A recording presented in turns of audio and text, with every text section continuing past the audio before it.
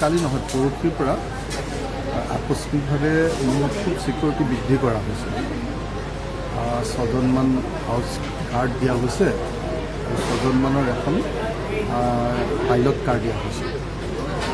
তাৰপাছত মই জানিব পাৰিছোঁ যে মোৰ জীৱনৰ প্ৰতি কিবা ভাবুকি আহিছে আৰু কোনোবা চোটাৰে মোক হত্যা কৰিবৰ কাৰণে চেষ্টা কৰা বুলি বিভিন্নজন চৰকাৰী পক্ষৰ মানুহৰ পৰা খবৰ আহিছে। সেইকাৰণে তেওঁলোকে মোক ছিকিউৰিটি ৰিভিউ কৰি আকস্মিকভাৱে ছিকিউৰিটিৰ পুলিচৰ পৰিমাণ বৃদ্ধি কৰা বুলি জানিব লাগিছে। শিৱসাগৰত বিভিন্ন মৰাণাস্ত্ৰ উদ্ধাৰ হৈছে বুলি খবৰ পাইছোঁ।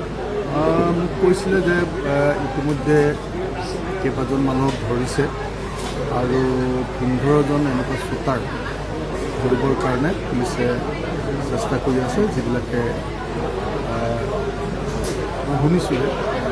গতিকে এই গোটেই কথাবিলাক নাজানো। চৰকাৰক নিশ্চয় খবৰ পাইছে, যিহেতু মোক ছিকিউৰিটি দিছে, চৰকাৰে নিশ্চয় খবৰ পাইছে। এইটো চৰকাৰৰ দায়িত্ব।